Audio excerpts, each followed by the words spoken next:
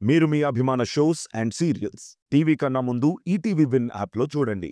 Download and subscribe to ETV win app. 99 రూపాయలు మాత్రమే.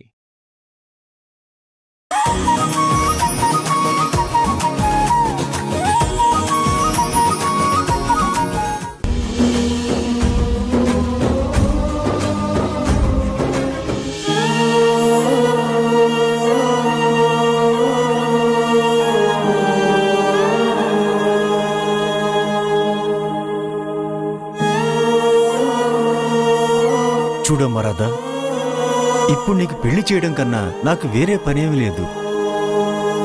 నీకు నచ్చినవాడు దొరికే వరకు సంబంధాలు చూస్తూనే ఉంటాను.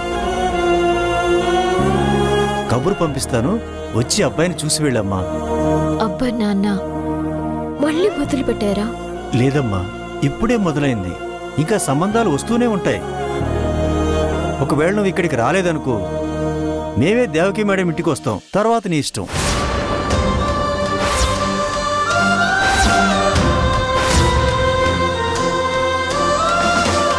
అల్లుడు గారు, కాస్త అమ్మాయికి మీరైనా నచ్చ చెప్పండి. అల్లుడు గారు అంటూ పిలుస్తున్నారే గాని నేను కాబోయే అల్లుడిని అనట్లేదు. పైగా వేరే అబ్బాయితో పెళ్లికి నేను ఒప్పించాలంట. భగవంతుడా, ఏంటి నాకే పరీక్ష? అలాగే అంకుల్, నేను నచ్చ చెప్తాను. మీరు ఒక మంచి సంబంధం చూడండి. అలాగే అల్లుడు గారు.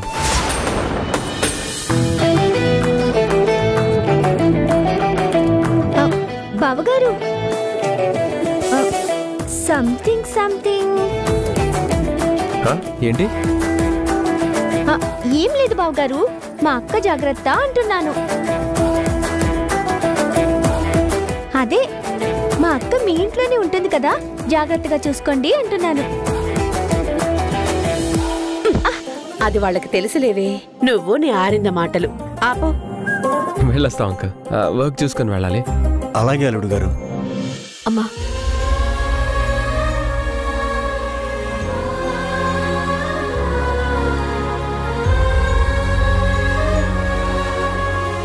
జాగ్రత్తమ్మా.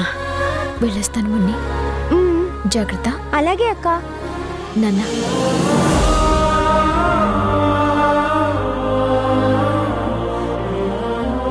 వెళ్ళొస్తాను. ఆరోగ్యం జాగ్రత్త. అలాగే అమ్మా. రాధా, నువ్వు నాతో పాటు వస్తే నిన్ను బస్ స్టాప్లో డ్రాప్ చేసి వర్క్ చూసుకోవడానికి వెళ్తాను. సరే, జాగ్రత్తగా వెళ్ళరమ్మా. వస్తాను. వస్తాను రా. వస్తాను నాన్న.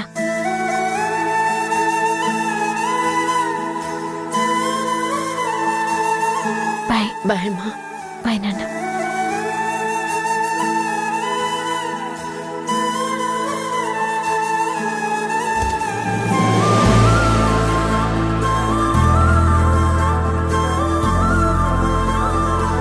ఇటు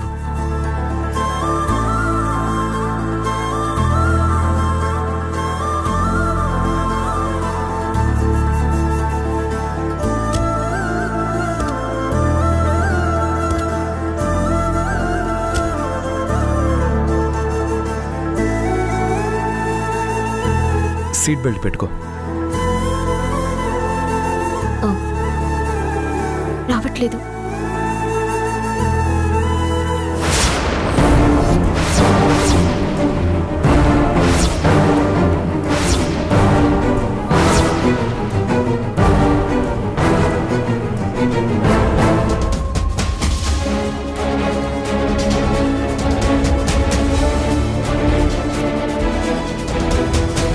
అయ్యో మనోహర్, ఇప్పటి వరకు మెళ్ళ తాలిపట్టుందన్న విషయమే మర్చిపోయాను.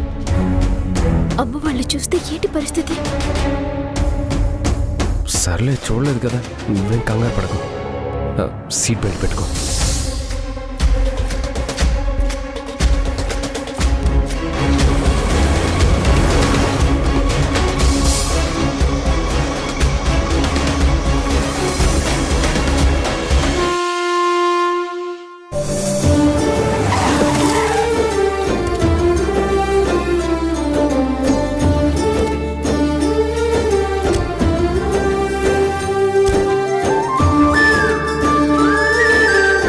ఇంట్లో వాళ్ళందరికీ చీరలు ఇచ్చావంటే అందరూ హ్యాపీగా ఫీల్ అవుతారు.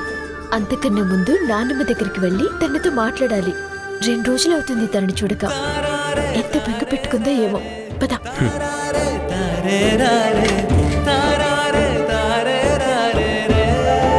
నానమ్మా,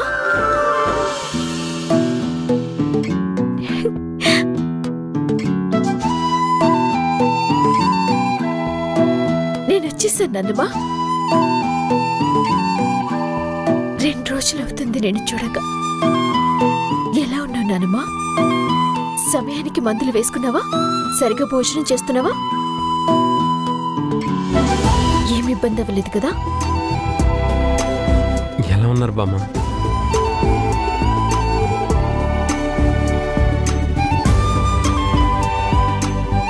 ఏంటి నానమ్మా అలా చూస్తున్నావు? ఓ, ఇంట్లో అమ్మ నాన్న ఎలా ఉన్నారనా? అమ్మ నాన్న తమ్ముడు చెల్లి అందరూ బాగున్నారు నానమ్మా. అందరూ నిన్ను అడిగినని చెప్పమన్నారు. నువ్వింత సంతోషంగా ఉండడం చూసి ఎంత కాలం అయిందో. నువ్వు ఎప్పుడు ఇలా ఆనందంగా సంతోషంగా ఉండాలి నానమ్మా.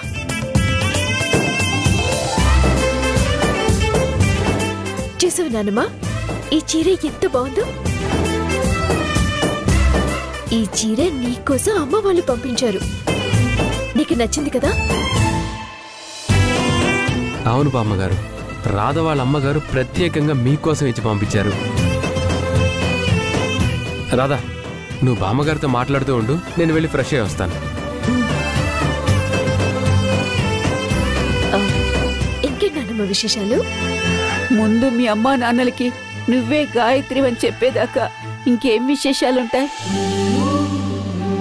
నువ్వు మీ అమ్మా నాన్నలతో ఆనందంగా హ్యాపీగా ఉంటే చూడాలని నా మనసు ఆరాటపడుతుంది.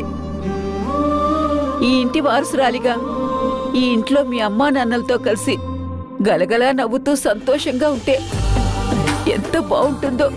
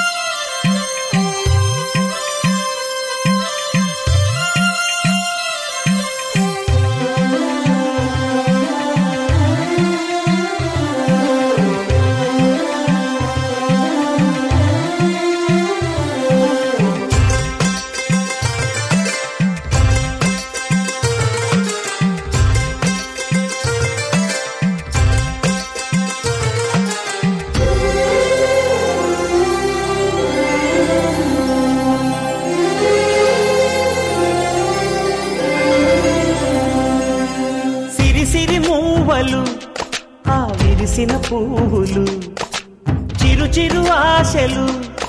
నానమ్మ దగ్గర ఆశీర్వాదం నా తీసుకోమా. బంగారు తల్లి.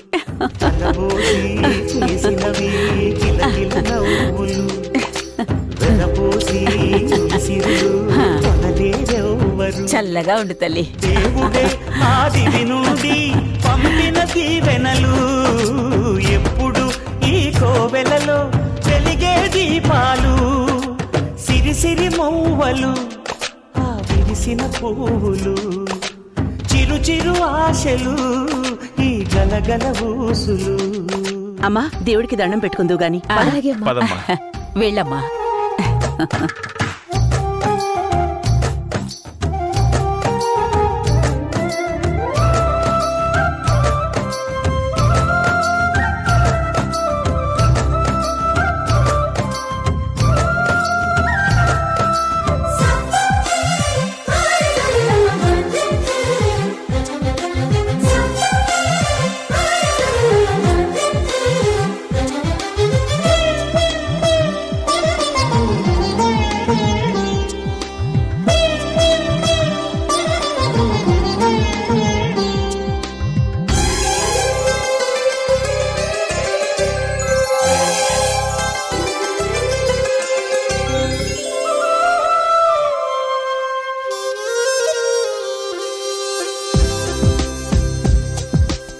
అల్లరంత సిరిమూవలై గల్లు గల్లు మంటే నిలువలేక నిశ్శబ్దమి విసుగు పుట్టిపోదా సంతోషం. నిన్ను నానమ్మ లగతాలు చేస్తావా? చెప్పు. చేయను. సారీ చెప్పు. చెప్పు. సారీ నానమ్మ, సారీ. ఈ మణికాంతి వెలుగుతూ ఉంటే, ఈ మణికాంతి వెలుగుతూ ఉంటే చీకటి రాదే కన్నులకెదురుగా సిరి మూవలు ఆ విరిసిన పువ్వులు చిరు చిరు ఆశలు ఈ గలగల ఊసులు కలబోసి చేసినవి కిలకిల నవ్వులు వెలపోసి సిరులు కొనలేరెవ్వరు దేవుడే ఆదివి నుండి పంపిన దీవెనలు ఎప్పుడు ఈ కోవెలలో వెలిగే దీపాలు.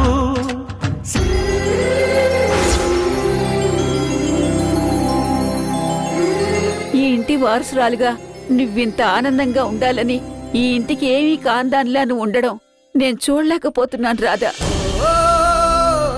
ఆ దేవుడి దేవల్ల నాకు నోరొచ్చిన మరుక్షణం నువ్వే గాయత్రి వన్న నిజాన్ని అందరికీ చెప్పి నీ జీవితంలో కోల్పోయిన ఆనందాన్ని నీకు తిరిగిస్తాను. అరే ఏంటి నన్ను ఆలోచిస్తున్నావు? ఏమైంది? ఏముంటుంది, నువ్వు లేకపోయేసరికి మనసులో ఏదో బెంగ పెట్టుకుని రోజంతా అలాగే ఉన్నారు. అసలు నువ్వు మా అత్తయ్య గారికి ఏం మందు పెట్టావో ఏమో.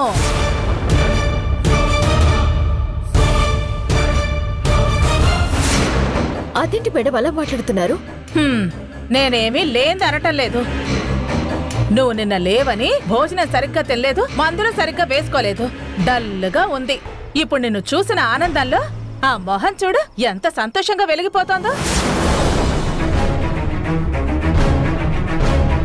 మా దగ్గర లేనిదేంటో నీ దగ్గర ఉన్నదేంటో ఏమీ అర్థం కావటం లేదు. మేడం ఒక్క నిమిషం. మీకోసం అమ్మ వాళ్ళు చేరి పంపించారు.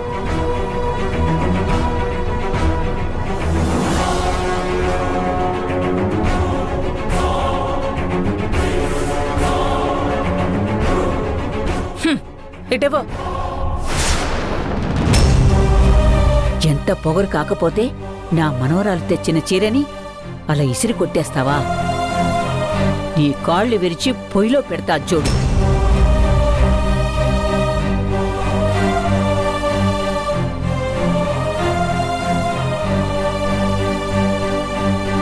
పిన్ని సంగతి తెలిసిందే కదా నాన్నమ్మ. నువ్వేం బాధపడకు. నేనే గాయత్రిని అని తెలియక పిన్ని అలా ప్రవర్తించింది, కానీ లేదంటే ఇలా ఎందుకు చేస్తుంది? అమ్మకు కూడా చీర పంపించింది అమ్మ. నేను వెళ్ళి ఇచ్చేస్తానమ్మా.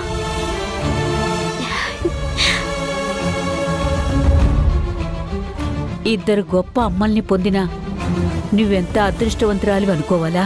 కన్న తల్లి ప్రేమకి నోచుకొని దురదృష్టవంతురాలివి అనుకోవాలా? ఇద్దరమ్మల ముద్దుల కూతురిగా నువ్వు జీవితాంతం సంతోషంగా ఉండాలి.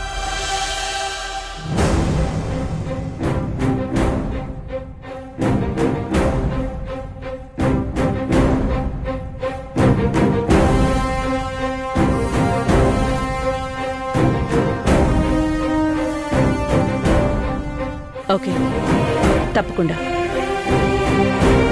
మేడం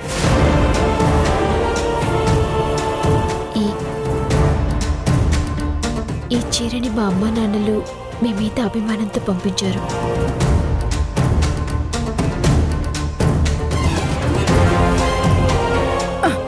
ఏంటి రాధా ఇది? నువ్వు తీసుకొచ్చిన చీరని నేనే తీసుకోలేదు, మా అక్క ఎలా తీసుకుంటుంది అనుకుంటున్నా? వాళ్ళేదో మాట వరుసకు చీరను తీసుకెళ్ళు అన్నారే అనుకో, నీకేమైంది? నువ్వెందుకు తీసుకొచ్చా? అలాంటి చీరలు ఇక్కడ ఎవరు కట్టుకుంటారనుకుంటున్నా? ఆశకైనా హద్దు ఉండాలి కదా. నువ్వేమనుకోకక్క, పాపం రాధకేం తెలియదు కదా. మాధవి, నువ్వాగు. అది కాదక్క, ఈ చీర. అవును, చీరని. ఏదైనా చీరని. దాని విలువ 1000 రూపాయలైనా 1,00,000 రూపాయలైనా అది చీరని. ఎవరైనా అది మన కోసం తెచ్చినప్పుడు గాని ఇచ్చినప్పుడు గాని అందులో అభిమానాన్ని ప్రేమని చూడాలే తప్ప వస్తువు విలువను చూడకూడదు.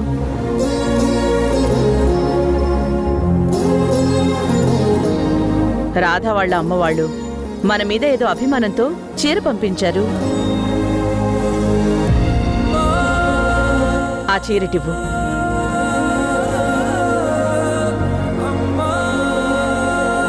Thank you madam. అమ్మ వాళ్ళ అభిమానాన్ని అర్థం చేసుకున్నారు. Thank you so much. ఒక్క నిమిషం రాధా.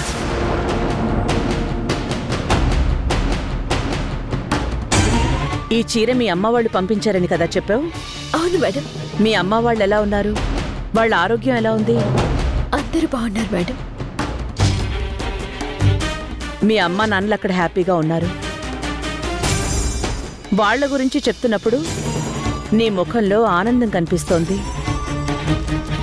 అలాంటి తల్లిదండ్రులుండగా నువ్వెందుకు రాధా డబ్బు కోసం మనిషివే మారిపోయి ఈ కాస్త సొమ్ము కోసం ఆశపడుతూ మమ్మల్ని అమ్మా నాన్నలంటూ పొంగిపోయి మాట్లాడుతున్నావు?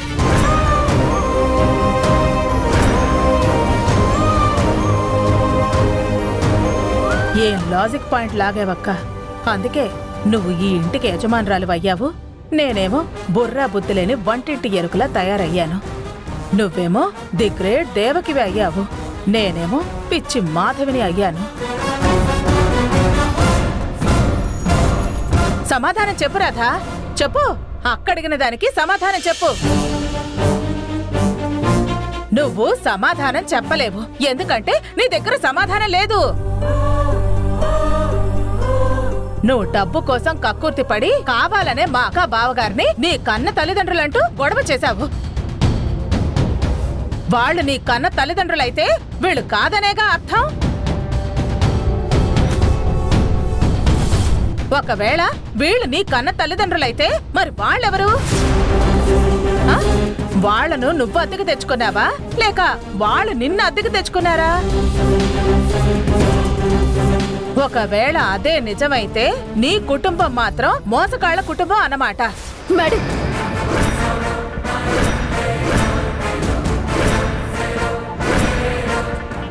చూడు రాధా, నీ తల్లిదండ్రుల గురించి ఒక్క మాట అనగానే నీకెంత కోపం వచ్చింది?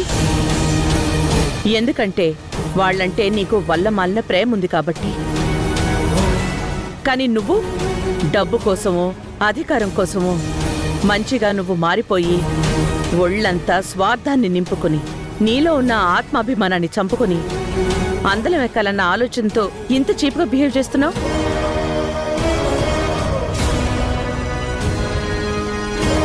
ఇప్పటికైనా మించిపోయింది లేదు రాధా.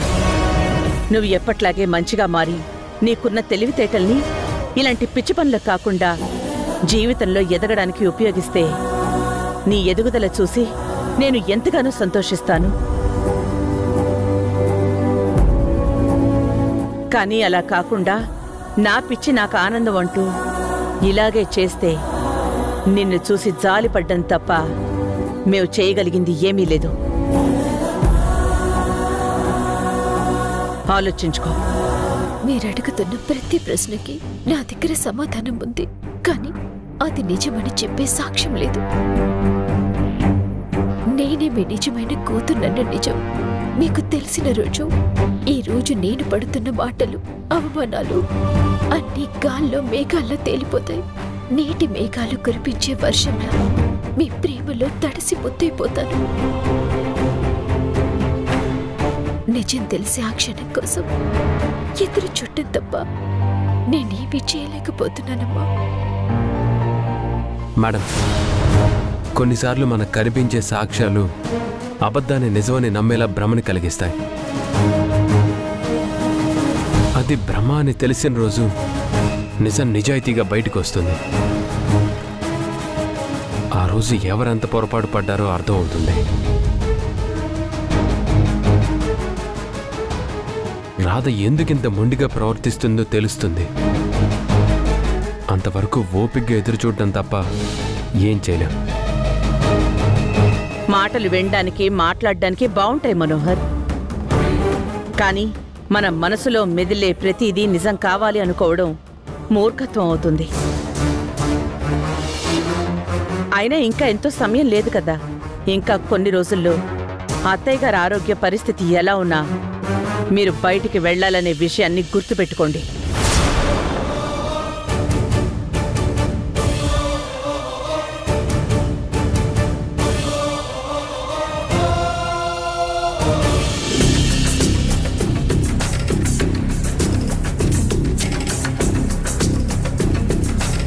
బాధపడుతున్నావు రాధా? అవును మనోహర్, బాధపడుతున్నాను. సమాధానం తెలిసిన చెప్పలేని ప్రశ్నలు ఎదురైనప్పుడు మౌనంగా ఉంటేనే బెటర్. మనకి తెలిసిందే నిజం. అమ్మ వాళ్ళకి కావాల్సింది సాక్ష్యాలు. ఆ సాక్ష్యం నోరు తెరవలేని పరిస్థితుల్లో మంచం పైన ఉంది.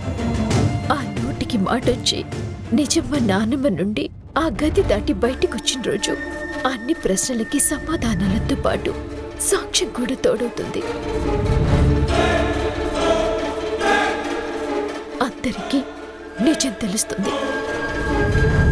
అందుకోసం మనం చేయాల్సింది నాన్నమ్మ త్వరగా కోలుకునేలా చేయటం మాత్రమే.